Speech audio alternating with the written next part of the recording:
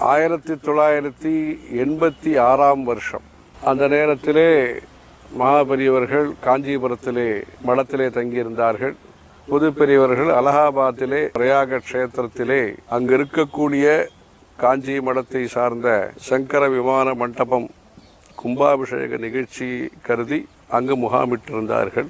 அந்த நேரத்திலே பிப்ரவரி மாதம் 1ஆம் தேதி வாக்கிலே அங்கு தரிசனத்திற்கு திறந்து விட்ட பொழுது ராமபிரானுடைய தரிசனத்திற்காக கதவுகள் திறந்து அனுமதிக்கப்பட்ட நேரத்திலே உடனடியாக அவர்கள் அலகாபாத்திலிருந்து கிளம்பி பிரதாப்கர் சுல்தான்பூர் வழியாக அயோத்தி அடைந்து 7ஆம் தேதி பிப்ரவரி 1986 வருஷம் 8ஆம் தேதியும் அங்கு தங்கியிருந்து பிறகு ராய்பரேலி அமேதி வழியாக திரும்ப அலகாபாத்திற்கு சென்றார்கள்.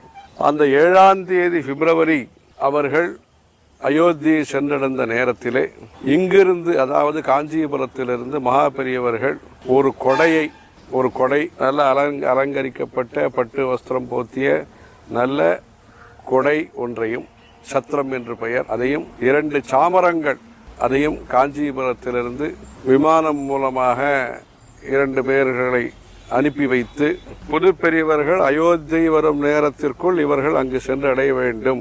இங்கிருந்து காஞ்சிபுரத்திலிருந்து அனுப்பி வைக்கப்பட்ட சத்திரமும் சாமரமும் கொடையும் அந்த சாமரமும் புது பெரியவர்கள் மூலமாக அங்கு பகவான் ராமச்சந்திரமூர்த்திக்கு ராமபிரானுக்கு சமர்ப்பிக்கப்பட வேண்டும் என்கிற உத்தேசத்துடன் இங்கிருந்து 2 பேரை அனுப்பி வைத்து அவர்கள் இங்கிருந்து விமானத்தின் மூலமாக அங்கு சென்றடைந்தார்கள். அந்த 7ஆம் தேதி பிப்ரவரி 1986 தேதி அன்று இந்த சத்திர சாமரங்கள் சமர்ப்பணம் செய்யப்பட்டு இந்த 2 பேரும் அங்கேயே ஒரு வார காலம் தங்கி, ஒருவர் ஸ்ரீமத் வால்மீகி ராமாயணத்தை பாராயணம் செய்தும், இன்னொருவர் துளசி ராமாயணம், ஹிந்தியிலே இருக்கக்கூடிய துளசி ராமாயணத்தை பாராயணம் செய்தும் அந்த ஸ்ரீமடத்தின் மூலமாக அப்படி ஒரு ஏற்பாடு மகாபெரியவர்கள் மூலமாக காஞ்சிபுரத்திலிருந்து ராமபிரானுக்கு முதல் மரியாதை செய்யப்பட்டு, அந்த மரியாதை என்பது நம்முடைய புதுப்பெரியவர்கள் மூலமாக அது செய்யப்பட்டு